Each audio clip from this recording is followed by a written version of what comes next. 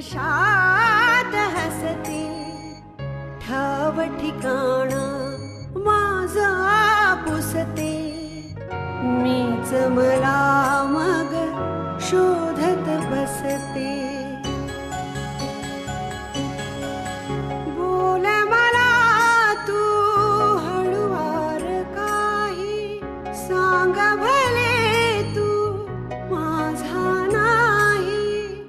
कलियुगातली मी मीराबाई, मौनातले हे शब्द बोल के, तुझ्यानी माझ्या ओठे हलके, असुनी ननी अश्रू पोरके.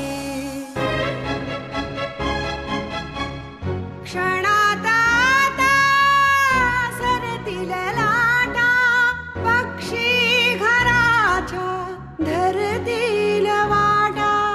देईल हात तुझी अस्मिता,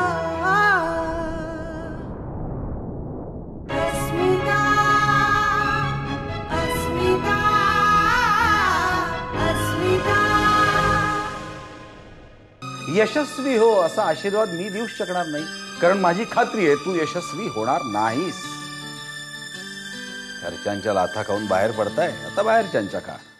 अरे तू लोकांना सल्ले दिलेस आणि तो गजा जागीरदार, तो श्रीमंत झाला. आता त्यानं तुला टाक दिली. पूस पूस खांपूस. लोकांच्या पुरी बाळींना घाबरवायला बरं वाटतं. अरे तुझा वाद त्या गजाशी आहे ना, पण त्या पुरीला काय त्रास देतोस तू? मूर्ख आहात तुम्ही. माझ्या मुलीला गप्प करण्यासाठी मी पिस्तुलाचा दाग दाखवेन.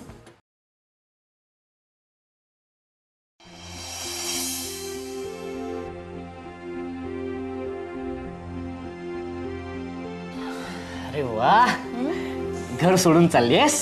हो. नाही म्हणजे मी पत्रकार म्हणून जॉब केलेला तुला आवडत नाही ना. माझं असं रात्री वेळी अवेळी बाहेर राहणं, त्याचा त्रास होतो तुला, म्हणून म्हटलं आणखी त्रास कशाला द्यायचा ना तुला. हो, जास्त बोलू नको नाही ये कसा कानातले आवाज काढीन. ए, आणि घर सोडून बाहेर चाललीयस का असं कोणी विचारलं रे? अगं ती काय मी मस्करी करत होतो. मग मी पण मस्करीच करत होते. आणि तुला काय वाटतंय इतका स्वस्तात सोडणार आहे मी तुला? अजून तुला खूप छळायचं बाकी आहे. आणि काय रे, कुणाच्या कानाखाली वाजवणार आहेस तू?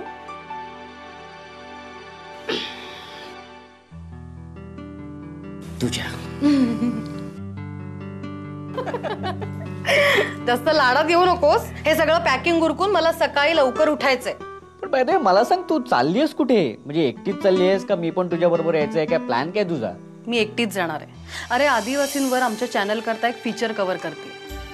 त्या डॉक्टर राणी बंग माहिती आहेत ना तुला, त्यांच्याबरोबर माझा पत्रव्यवहार सुद्धा झालाय. म्हणजे आदिवासींचं जीवन, त्यांचं राहणीमान आणि त्यांच्या मुलांचे कुपोषणाने होणारे मृत्यू याच्यावर मी एक फीचर कव्हर करते. ते बरोबर कोण आहे तुझ्या? कोणी नाही. असं खुन्नस देऊ नको मला, मी काही संशयाने विचारत नाहीये. म्हणजे एकटी आहे, कोण आहे कोण तुझ्या बरोबर? त्या राणी बंग का कोंड आहे ते काय 24 तास तुझ्या बरोबर राहणार नाहीयेत. इंट्रो करून देतील, कोणतरी माणूस, विश्वासू माणूस देतील, पण त्या आदिवासींबरोबर तुलाच एकटीला राहायचंय त्या जंगलात. अरे तेच तर थ्रिल मला अनुभवायचंय. म्हणजे अजिबात शहरीकरणाचा स्पर्श न असलेलं, टीव्ही नाही, वर्तमानपत्र नाही, फोन नाही, काय लाईफ असेल ना त्यांचं, तेच कव्हर करायला जाते मी. हे बाई, हे कथा कादंबऱ्यांमधले जे वाचलेलं रोमॅन्टिक जे काय आहे ना, ते सगळं हे वास्तवात जगणं फार कठीण आहे. तेवढं सोपं नसतं ते. आणि जंगलात तहान लागली तर बिसलरी कोण तुझा बाप आणून देणार आहे? म्हणजे ते चॅनलवाले आणून देणार आहेत का तुला? नाही ना. का आठवड्याभराचा स्टॉक तिकडे घेऊन जाणार आहेस तू? आठवडा कुठला? अरे 2च दिवसात परत येते मी. आणि तू आता मला घाबरून सोडू नकोस उगाच. ए बाई, तुला मी घाबरवत नाहीये. आणि उगाच उच्च आणि उदात्त कल्पनाने हुरळून जाऊ नकोस. तिथे कुठल्याही प्रकारच्या सोयी सुविधा तुला मिळणार नाहीत. सकाळी उठल्यावर जंगलातच जावं लागणार, उघड्यावर आंघोळ करावी लागेल, सोय नसेल तर गुरांच्या गोट्यात झोपावं लागेल. हे सगळं ऐकून तुझा चेहरा बघ कसं झालाय. जा बघ जरा आरशात बघ जा. ए, तू हे सगळं सांगून मला घाबरवायचा प्रयत्न करू नकोस. पण मला सांग, एवढ्या जागतिक कीर्तीच्या डॉक्टर त्या सुद्धा जंगलातच जात असतील ना? अगं पण त्यांच्याबरोबर तुला राहायचं नाहीये, तुला त्या आदिवासींबरोबर राहायचंय. आणि मला एक सांग, हे जे कोण त्या काय नाव त्यांचं बंग ना हां, त्या जेव्हा तिथे गेल्या तेव्हा त्यांना पण सुरुवातीला ह्या सगळ्या अडीअडचणींना तोंड द्यावं लागलंच असणार ना. पण आता मी माझा निर्णय बदलणार नाही. आता एकदा ठरवलंय ना तिकडे जायचं म्हणजे मी जाणार. मी अजिबात मागे वळणार नाही. ठीक आहे, गुड लक. थँक्यू. पण आम्ही मला ना सगळं चित्र असं डोळ्यासमोर दिसतंय. म्हणजे बघ ना तिकडे जंगलात तू आदिवासींबरोबर राहते, सकाळ झालीये म्हणजे असं झुंजू मुंजू वगैरे असं काय म्हणतात ना तसं ते होतंय. आणि गाई म्हशी हंबरतायत, शेळ्या बकऱ्या सकाळच्या रांगोळ्या काढतायत आणि पाऊस पडतोय. ती भिडकं डबक्यामध्ये असे डराव डराव डराव अशी ओरडतायत. खूप असं पाऊस आहे ना तिकडे, चिखल झालाय सगळं असं सगळं ते असं झालंय. आणि ह्या सगळ्यातून वाट काढत काढत त्या चिखलातून वगैरे वगैरे सगळं एक शहरी मुलगी जीन्स घालून आणि हातात असा लोटा घेऊन असा अस्मिता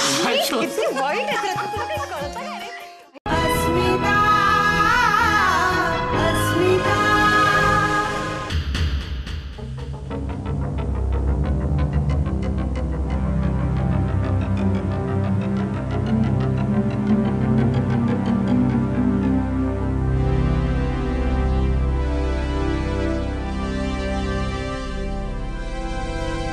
संग्राम शेठ,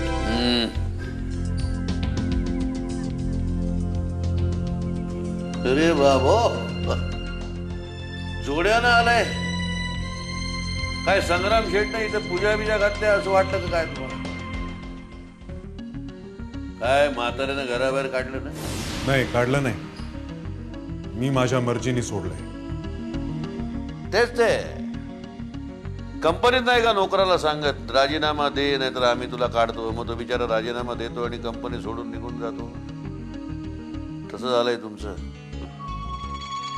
तुमच्या बापानं तुमच्यासाठी अशी परिस्थिती निर्माण केली आहे की तुम्हाला घर सोडण्याशिवाय गत्यंतर नाही.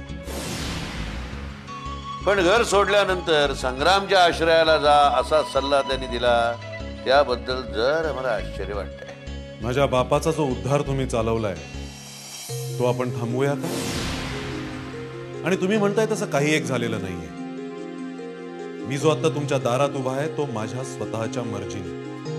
गजानन जागीरदार ज्या ज्या माणसांना हाकलून देतो त्या सगळ्यांसाठी मी आश्रम उघडलेला आहे. पहिल्यांदा जयवंत, मग अण्णा आणि आता तू, तोही हे जोड्यानी. हे तुमच्या सगळ्यांचा गार्डियन आहे.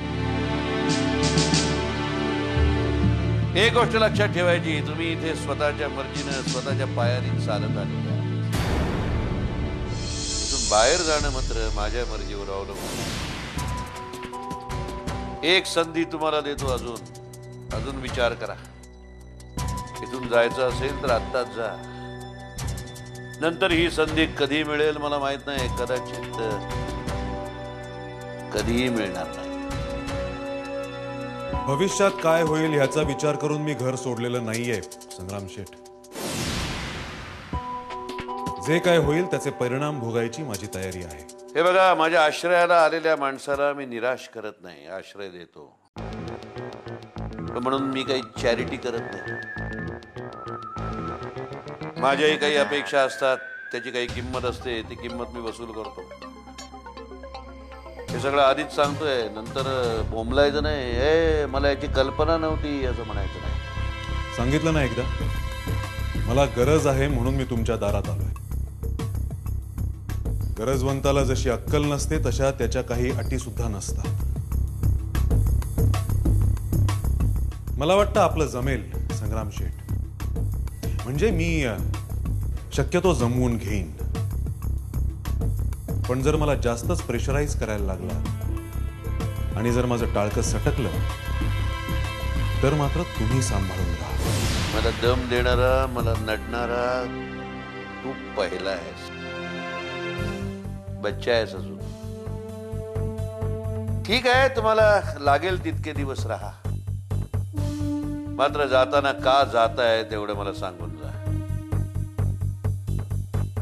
बाकी लाड आणि मुन्ना या दोघांची तुझी चांगली ओळख आहे. ती ओळख तू अजूनही विसरलेला नसशील.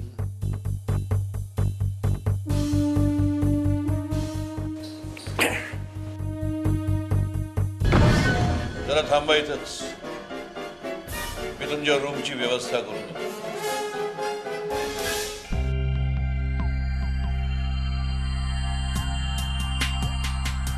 वनिता थांब.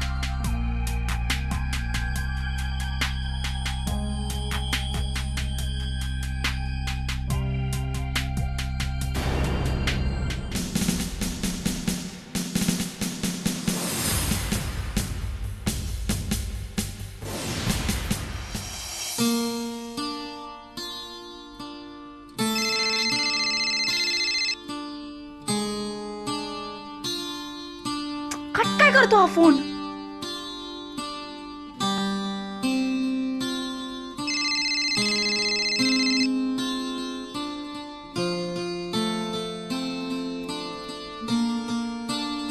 हा बोल. रात्री घरी जेवायचंच नाही असं ठरवलंयस का? निदान रात्रीचं जेवण तरी तू आमच्या दोघांबरोबर जेवणार असं कबूल केलं होतंस. दोघांना? हो, माझ्या बरोबर आणि आपल्या बाळाबरोबर. आम्ही आपल्या वेड्यासारखी वाट बघत बसलेलो असतो. बाबा येतील मग आपण एकत्र जेवायचं गप्पा मारत. पण नाही, बाबांचा फोन येतो, तुम्ही जेवून घ्या मला उशीर होणार आहे. आज तर फोन पण नाही. सॉरी. वेल आता शिक्षा म्हणून 100 उठाबशा काढू. हा 1 2. एनिवेज मी पुढच्या वेळेपासून नक्की यायचा प्रयत्न करेन. It's a promise. God promise. तसंही काय आजपासून आता मी एकटीच असणार आहे. कधीतरी अभिजित भाऊजी असायचे, वनिता वहिनी मात्र थांबायची माझ्यासाठी. आता काय झालं? अरे दोघं घर सोडून नाही का गेले? मी फोनवर सांगितलं होतं मगाशी. एवढ्यात विसरलास? ओ शेट. मला पण हल्ली काय झालंय ना खरंच कळत नाही.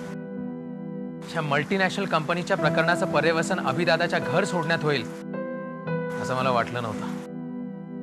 आणि बिचारे त्याच्यामुळे वनिता वहिनीची फरफट होती ना ती बघवत नाहीये. तिला घर सोडून जायचं नव्हतंच, पण नवऱ्याने घर सोडल्यानंतर तिला घर सोडून जाणं भाग होतं. त्यातून घर सोडणं म्हणजे काय असतं याचा दाहक अनुभव तिने घेतलेला आहे. अगं मग तू तिला समजवायचं नाहीस का? अरे माईंनी थांबवण्याचा प्रयत्न केला, पण बाबांनी हटकून सांगितलं, तू जर का घर सोडून जाणार असशील तर वनिताला सुद्धा बरोबर घेऊन जा. बायको ही सर्वस्वी तुझी जबाबदारी आहे, त्यामुळे तू जिथे जाशील तिथेच तुझ्या बायकोनी पण जायला पाहिजे. तुझी बायकोची जबाबदारी आमच्या उरावर नको. बाबा पण ना कधी कधी खरंच अति करतात. कधी कधी नाही, नेहमीच अति करतात.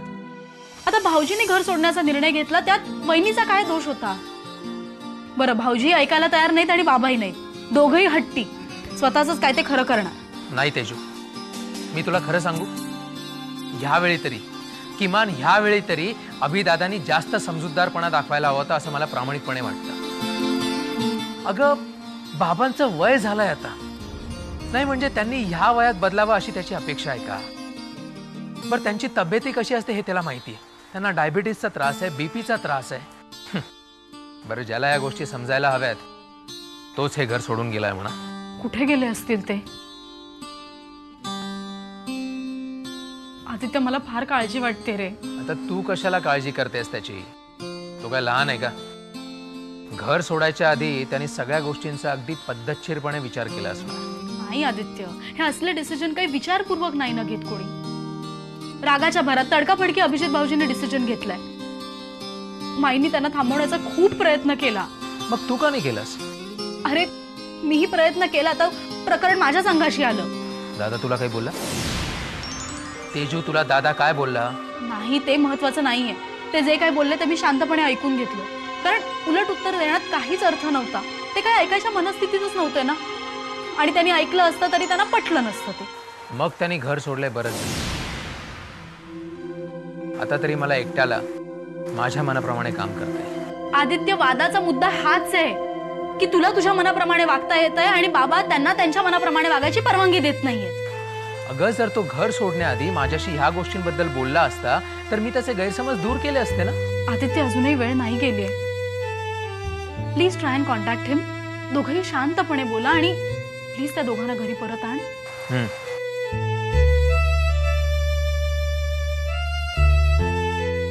अस्मिता अस्मिता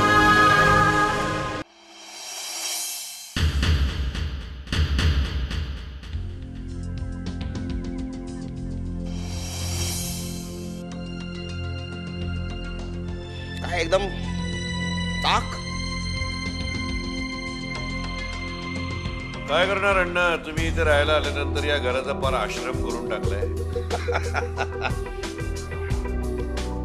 बाकीचे लोक आता इथे यायला कचरतात. काय कोणी बिस्कट काय नाही. काल मी इथं एक पदर फडफडताना बघितला. काय झालं मग? हा काय ब्रह्मचार्याचा आश्रम नाही? नाही, पण इथं पदर येत जात असतात. इथं कोणी राहायला येत नाही कधीच. कालपासून मी एक पदर फडफडताना बघतोय आणि त्या खोलीतून बायकी आवाज कानावर पडतो. अण्णा, म्हातारा झालास तरी तुझे डोळे आणि कान अजून शाबूत आहेत. हा बायकी स्वर आणि तो फडफडणारा पदर दुसऱ्या तिसऱ्या कुणाचाही नसून गजानन जागीरदाराच्या सुनेचा आहे. काय? असे चक्रावून जाऊ नका.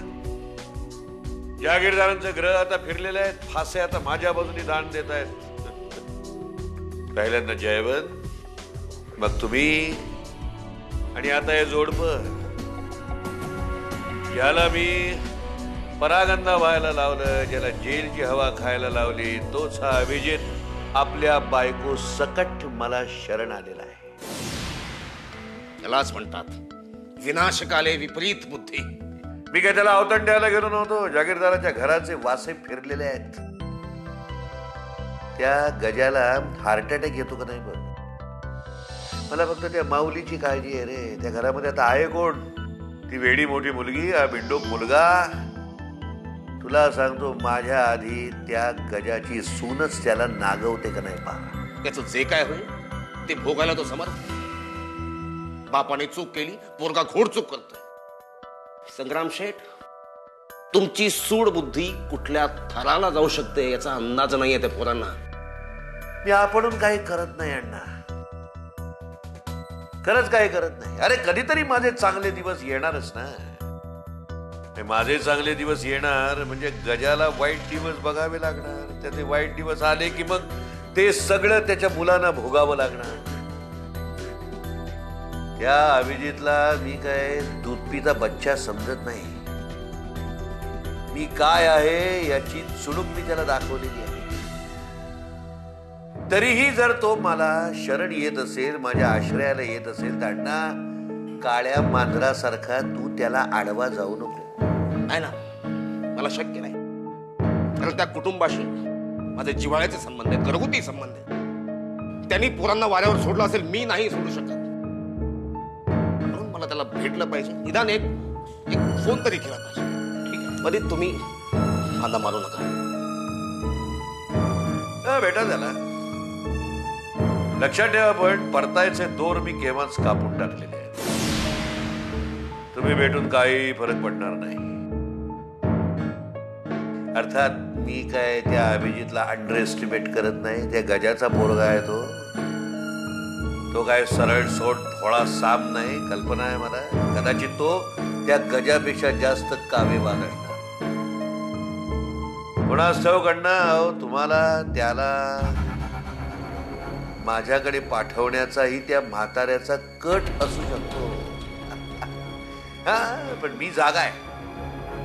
मी जागा आहे. सगळ्यावर माझं लक्ष आहे. शेठ, मी काय त्या गजाच्या बुद्धिबळाच्या पटावरचा प्यादा नाही, नक्कीच नाही. म्हणून मला त्या पोराला भेटलं पाहिजे. जमलं तुम्हाला तर आधी गजाला भेटून या. नको, माझ्यामुळं तो तुझ्याकडे आला हे कळल्यावर प्रकरण आणखी चिघळेल. तुम्ही इथे आलाय त्याला काय माहित नसेल का काय? त्याला कळलं वेगळं आणि मी स्वतःहून सांगणं वेगळं. कारण तुमचा एकही असा आता चुकीचा पडत नाही ना. चालू द्या तुमचं हे ताक राशन. येतो.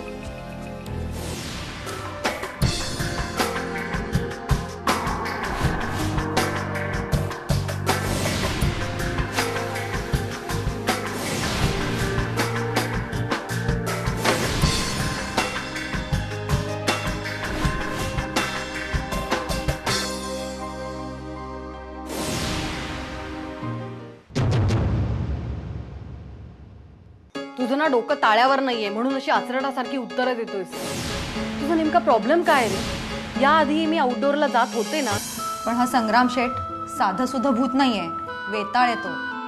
एकदा मानगुटीवर बसला ना की उतरायचा नाही तो. म्हणून आत्ताच सावध करते मी तुला. संधी आहे तर निघून जाऊया. काय उतार वयात आडनिड्या वेळी आडनिडे प्रश्न विचारणं मलाही नाही आवडत. अरे वा, कळलं वाटतं तुम्हाला.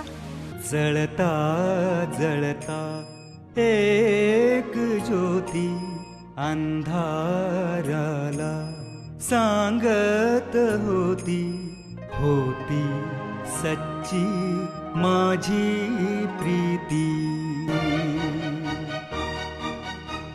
क्षणात आता सरतील लाटा, पक्षी घराच्या ठरतील वाटा. देईल हात तुझी अस्मिता.